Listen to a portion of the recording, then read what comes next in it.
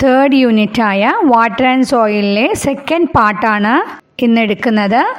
Onam എക്സാമിനായിട്ട് water എന്നുള്ള ഭാഗം നമ്മൾ ഓൾറെഡി എടുത്തിരുന്നു. അതിൽ വാട്ടറിൻ്റെ ഇമ്പോർട്ടൻസ് എന്താ, വാട്ടറിൻ്റെ ബെനിഫിറ്റ്സ് എന്താ, സോഴ്സസ്, വാട്ടർ സോഴ്സസ് ഏതൊക്കെയാണ് എന്നൊക്കെ നമ്മൾ കവർ ചെയ്തിരുന്നു. ഇനി ഇതിൽ പഠിക്കാനുള്ളത് സോയിലാണ്.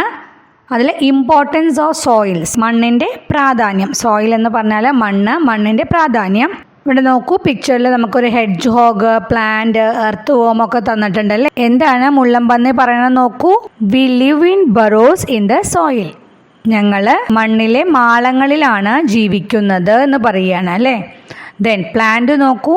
I was in the soil and came out when I received water. ഞാൻ മണ്ണിലായിരുന്നു, വെള്ളം കിട്ടിയപ്പോഴാണ് പുറത്തേക്ക് വന്നത്. എർത്ത് വോം എന്താ പറയുന്നത്? I am always in the soil. ഞാൻ എപ്പോഴും മണ്ണിൽ തന്നെയാണ്. ഇനി എന്താണ് ചോദിച്ചിരിക്കുന്നത്? What are the benefits that creatures and plants get from soil. ക്രീച്ചേഴ്സിനും അതുപോലെ തന്നെ പ്ലാന്റ്സിനൊക്കെ മണ്ണിൽ നിന്ന് കിട്ടുന്ന ഗുണങ്ങൾ എന്തൊക്കെയാണ്, ബെനിഫിറ്റ്സ് എന്തൊക്കെയാണെന്നാണ് ചോദിച്ചിരിക്കുന്നത്. എന്തൊക്കെയാണ് ഗുണങ്ങൾ? സോയിൽ എന്ന് പറയുന്നത് എന്താണ്? കുറേ ക്രീച്ചേഴ്സിന് ഒരു ഹാബിറ്റാറ്റാണ്, വാസസ്ഥലമാണ്. Soil provides habitat for many creatures, ഒരു പോയിൻ്റാണ്. ദെൻ ചില ക്രീച്ചേഴ്സിന് മണ്ണിൽ നിന്ന് ഫുഡ് കിട്ടുന്നുണ്ട്. Some creatures get food from the soil. പ്ലാന്റ്സിൻ്റെ ഗുണങ്ങൾ എന്ന് പറഞ്ഞാൽ plants absorb water and nutrients from the soil for growth. വളർച്ചയ്ക്ക് വേണ്ടിയിട്ട് പ്ലാന്റ്സിന് വേണ്ട വെള്ളവും അതുപോലെ തന്നെ പോഷകങ്ങളൊക്കെ കിട്ടുന്നത് മണ്ണിൽ നിന്നാണ്. Then soil helps the plant to stand firmly. Soil പ്ലാന്റ്സിനെ ഉറച്ചു നിൽക്കാൻ സഹായിക്കുന്നു. അപ്പോൾ ഇതൊക്കെയാണ് ബെനിഫിറ്റ്സ് എന്ന് പറയുന്നത് കേട്ടോ. ഇനി അടുത്തത് എന്താണ്? ഹൗ എബൌട്ട് അസ്, നമുക്കുള്ള ബെനിഫിറ്റ് എന്തൊക്കെയാണെന്നാണ് ചോദിച്ചിരിക്കുന്നത്. നമ്മൾ എന്തിനൊക്കെയാണ് സോയിൽ യൂസ് ചെയ്യുന്നത്? ഫോർ ഫാമിംഗ്, കൃഷി ചെയ്യാനായിട്ട് നമ്മൾ മണ്ണ് യൂസ് ചെയ്യുന്നു അല്ലേ. Then for making clay vessels, അതായത് മൺപാത്രങ്ങൾ ഉണ്ടാക്കാൻ വേണ്ടിയിട്ട് നമ്മൾ മണ്ണ് യൂസ് ചെയ്യുന്നുണ്ട്. Then we use soil for building purposes, അതായത് കെട്ടിടം നിർമ്മാണത്തിനായിട്ട് യൂസ് ചെയ്യുന്നുണ്ട്. Soil use to make building materials such as bricks. നമ്മൾ സോയിൽ ബിൽഡിംഗ് മെറ്റീരിയൽസ് ആയ ബ്രിക്സ് ഒക്കെ ഉണ്ടാക്കാനായിട്ട് നമ്മൾ മണ്ണ് യൂസ് ചെയ്യുന്നു. വാട്ടർ പ്യൂരിഫിക്കേഷൻ, വാട്ടർ പ്യൂരിഫൈ ചെയ്യാൻ വേണ്ടിയിട്ട് മണ്ണാണല്ലോ ഈ വെള്ളമൊക്കെ ഫിൽറ്റർ ചെയ്യാൻ സഹായിക്കുന്നില്ലേ. അപ്പോൾ എന്താണ്? Soil helps to filter and purify water. അടുത്തൊരു ഇമ്പോർട്ടൻസ് എന്ന് പറഞ്ഞാൽ ഫോർ മെഡിസിനൽ പർപ്പസസ് ആണ്. നമ്മൾ മെഡിസിനൽ പർപ്പസിനായിട്ട് നമ്മൾ ഈ സോയിൽ യൂസ് ചെയ്യുന്നുണ്ട്. ഫോർ എക്സാമ്പിൾ പറയുകയാണെങ്കിൽ മുൾട്ടാനി മിട്ടിയൊക്കെ നമ്മൾ ഫേസ് പാക്ക് ആയിട്ട് ഇടാനായിട്ട് യൂസ് ചെയ്യും. മുൾട്ടാൻ എന്ന് പറയുന്ന സ്ഥലത്തുള്ള ഒരു മണ്ണിനാണ് മുൾട്ടാനി മിട്ടി എന്ന് പറഞ്ഞ മണ്ണാണ് കേട്ടോ. ഹിന്ദിയിൽ മിട്ടി എന്ന് പറയും മണ്ണിന്. ചില ത്വക്ക് രോഗങ്ങൾക്ക്, സ്കിന്നിൽ വരുന്ന രോഗങ്ങൾക്കൊക്കെ നമ്മൾ ചില മണ്ണുകൾ മേല് പുരട്ടാനൊക്കെ യൂസ് ചെയ്യും. അപ്പോൾ അതാണ് ഫോർ മെഡിസിനൽ പർപ്പസ് എന്ന് പറയുന്നത് കേട്ടോ. നമ്മളിപ്പോൾ ബെനിഫിറ്റ്സ് ഓഫ് സോയിൽ എന്ന് പറയുന്നത് ഫോർ പ്ലാന്റ്സിനും അതുപോലെ തന്നെ അതർ ക്രീച്ചേഴ്സും നമ്മൾ പറഞ്ഞു. അതുപോലെ തന്നെ നമുക്കുള്ള ബെനിഫിറ്റ്സ് എന്താണെന്ന് പറഞ്ഞു. ഇനി അടുത്തത് ലെറ്റസ് ക്രിയേറ്റ് മോഡൽസ്. മോഡൽസ് ഉണ്ടാക്കുക എന്ന് പറഞ്ഞിരിക്കുകയാണ്, രൂപങ്ങൾ കേട്ടോ. Have you seen the models created from clay? Let's try to make such models. ക്ലേയിൽ നിന്ന് ഉണ്ടാക്കുന്ന ചില രൂപങ്ങളെല്ലാം കണ്ടിട്ടില്ലേ? അതുപോലെ ഉണ്ടാക്കാനായിട്ട് നിങ്ങൾ ട്രൈ ചെയ്യാൻ പറഞ്ഞിരിക്കുകയാണ്. Organise an exhibition with the models that you created. നിങ്ങൾ ഉണ്ടാക്കിയ ആ മോഡൽസ് വെച്ചിട്ടൊരു എക്സിബിഷൻ ഓർഗനൈസ് ചെയ്യാൻ പറഞ്ഞിരിക്കുകയാണ് കേട്ടോ സ്കൂളിൽ. അടുത്തത് what are the features of the soil used to create shapes. Shapes ഉണ്ടാക്കാനായിട്ട് യൂസ് ചെയ്യുന്ന സോയിലിൻ്റെ പ്രത്യേകതകൾ എന്തൊക്കെയാണെന്നാണ് ചോദിച്ചിരിക്കുന്നത്. എന്ത് ടൈപ്പ് ഓഫ് സോയിലാണ് ഷേപ്സ് ഉണ്ടാക്കാനായിട്ട് യൂസ് ചെയ്യുക? ക്ലേ ആണ് അല്ലേ. ക്ലേ എന്ന് പറഞ്ഞാൽ കളിമണ്ണാണ്. We use clay to create shapes. ഇനി ഇതിൻ്റെ ഫീച്ചേഴ്സാണ് പറയുന്നത്. It is fine grained and sticky. അതായത് ക്ലേ പാർട്ടിക്കിൾസ് എന്ന് പറഞ്ഞത്, ക്ലേ പാർട്ടിക്കിൾസ് എന്ന് പറഞ്ഞാൽ കളിമൺ കണികകൾ കേട്ടോ. ആ കളിമൺ കണികകൾ എങ്ങനെയായിരിക്കും? ആ ചെറുതും അതുപോലെ തന്നെ സൂക്ഷ്മമുള്ളതുമായിരിക്കും.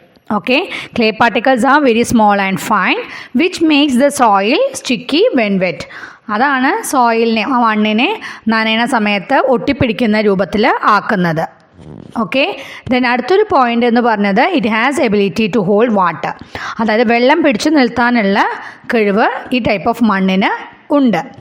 ഇനി അടുത്തത് എന്താണ്? Examine the colour and the size of the grains. അതായത് ഈ മണ്ണിൻ്റെ കളറും അതുപോലെ തന്നെ തരികളുടെ സൈസ്, വലിപ്പമൊക്കെ നോക്കാൻ പറഞ്ഞിരിക്കുകയാണ്. ഇനി എന്താ ചോദിക്കുന്നത്, are the soil seen around us the same? നമ്മുടെ ചുറ്റുപാടും കാണുന്ന സോയിൽസ് മണ്ണുകളെല്ലാം ഒരുപോലെയാണോ? No, the soil seen around us are not same. Soil are differ in colour, odour അതായത് smell, then size of grains and ability to hold water. മണ്ണിൻ്റെ കളറിൽ, അതിൻ്റെ സ്മെല്ലിൽ, തരികളുടെ വലിപ്പത്തിൽ, അതുപോലെ തന്നെ അതിന് വെള്ളം പിടിച്ചു നിർത്താനുള്ള കഴിവിൻ്റെ ബേസിലൊക്കെ സോയിൽ വ്യത്യാസപ്പെടുന്നുണ്ട്. Let us examine. Collect soil from your school courtyard, underneath a tree, biodiversity garden and playground. Observe the soil, complete the table എന്ന് പറഞ്ഞിട്ടുണ്ട്. നിങ്ങളുടെ സ്കൂളിലെ മുറ്റത്തെയും അതുപോലെ തന്നെ ഒരു ട്രീയുടെ അടിയിലുള്ള മണ്ണും അതുപോലെ തന്നെ ബയോഡൈവേഴ്സിറ്റി ഗാർഡനിലുള്ള മണ്ണും പിന്നെ പ്ലേ ഗ്രൗണ്ടിലുള്ള മണ്ണൊക്കെ കളക്ട് ചെയ്തിട്ട് അത് ഒബ്സർവ് ചെയ്യാൻ പറഞ്ഞിരിക്കുകയാണ്. എന്നിട്ട് ചോട്ടിലുള്ള ടേബിള് കംപ്ലീറ്റ് ചെയ്യാൻ പറഞ്ഞിട്ടുണ്ട്. ദ പ്ലേസ് ഓഫ് കളക്ഷൻ നമുക്ക് തന്നിട്ടുണ്ട്, കളർ ഓഫ് ദ സോയിൽ, പിന്നെ അതർ ഫീച്ചേഴ്സും എഴുതാനാണ് പറഞ്ഞിരിക്കുന്നത്. അപ്പോൾ പ്ലേസ് ഓഫ് കളക്ഷൻ എന്ന് പറയുമ്പോൾ നമുക്ക് സ്കൂൾ കോർട്ട്യാർഡ്, പിന്നെ എവിടെയൊക്കെ നോക്കാൻ പറഞ്ഞിരിക്കുന്നത് അണ്ടർനീത്ത് എ ട്രീ, പിന്നെ ബയോഡൈവേഴ്സിറ്റി ഗാർഡനിൽ, പിന്നെ പ്ലേ ഗ്രൗണ്ടിൽ. ഇനി നമുക്ക് കളർ ഓഫ് ദ സോയിൽ പറയാം. ഇത് നിങ്ങൾ ചെയ്യേണ്ട ഒരു വർക്കാണ്. നിങ്ങൾ നിങ്ങളുടെ സ്കൂളിലുള്ള മുറ്റത്തെ മണ്ണ് എങ്ങനെയാണെന്നും അതുപോലെ തന്നെ ട്രീയുടെ അടിയിലുള്ള മണ്ണിൻ്റെ കളർ എങ്ങനെയാണെന്നും അതിൻ്റെ ഫീച്ചേഴ്സ് എന്താണെന്നൊക്കെ നിങ്ങൾ നോക്കണം. അപ്പോൾ ഇത് കോമൺ ആയിട്ട് പറയുകയാണെങ്കിൽ കോർട്ട്യാർഡിലെ മണ്ണൊക്കെ എങ്ങനെയായിരിക്കും, റെഡിഷ് കളറായിരിക്കും ഉണ്ടായിരിക്കുക. ട്രീയുടെ അടിയിൽ ഒരു നനവ് രൂപത്തിലാവുമല്ലോ, അപ്പോൾ അതുകൊണ്ട് അതൊരു ബ്രൗണിഷ് കളറായിരിക്കും ഉണ്ടായിരിക്കുക. അതുപോലെ തന്നെ ബയോഡൈവേഴ്സിറ്റി ഗാർഡനിലെയും കുറച്ച് ബ്രൗൺ രീതിയിലായിരിക്കും കളർ ഉണ്ടായിരിക്കുക. പിന്നെ പ്ലേ ഗ്രൗണ്ടിൽ എന്തായിരിക്കും, റെഡിഷ് കളറായിരിക്കും ഉണ്ടായിരിക്കുക. ഇനി ഫീച്ചേഴ്സ് എഴുതാൻ പറയുമ്പോൾ നമുക്ക് സ്കൂൾ കോർട്ട്യാർഡിലെ മണ്ണിൻ്റെ ഫീച്ചേഴ്സ് എന്ന് പറയുന്നത് ഗ്രെയിൻസൊക്കെ ബിഗ് ഇൻ സൈസ് ആയിരിക്കും, ബിഗ് ഗ്രെയിൻസ് ആയിരിക്കും. അതുപോലെ തന്നെ ഡ്രൈ സോയിലായിരിക്കും കേട്ടോ. അതുപോലെ തന്നെ അണ്ടർനീത്ത് ട്രീ എന്ന് പറയുമ്പോൾ ട്രീയുടെ അടിയിലെ മണ്ണൊക്കെ എങ്ങനെയായിരിക്കും, വെറ്റ് ആയിരിക്കും. അതുപോലെ തന്നെ സൈസ് ഓഫ് ഗ്രെയിൻസ് സ്മോൾ ആയിരിക്കും. പിന്നെ ബയോഡൈവേഴ്സിറ്റി ഗാർഡനിലും അതുപോലൊക്കെ തന്നെ ഉണ്ടാവുക. പ്ലേ ഗ്രൗണ്ടിൽ എങ്ങനെയായിരിക്കും, ബിഗ് സൈസ് ഗ്രെയിൻസ് ആയിരിക്കും. അതുപോലെ തന്നെ ഡ്രൈ സോയിലായിരിക്കും ഉണ്ടായിരിക്കുക, നനവ് ഉണ്ടായിരിക്കില്ല. ഇനി ഇവിടെ ചോദിച്ചിരിക്കുകയാണ്, do all the soil that you collected have the same colour? നിങ്ങൾ കളക്ട് ചെയ്ത സോയിലിനെല്ലാം ഒരേ നിറമാണോ എന്ന് ചോദിച്ചിരിക്കുകയാണ്. അല്ലല്ലോ, no, the soil have different colours ആണ് അല്ലേ. Then are the differences in the size of grains? തരികളുടെ വലിപ്പത്തിൽ മാറ്റങ്ങളുണ്ടോ, വ്യത്യാസങ്ങളുണ്ടോ എന്ന് ചോദിച്ചിരിക്കുകയാണ്. Yes, there are differences in the size of grains.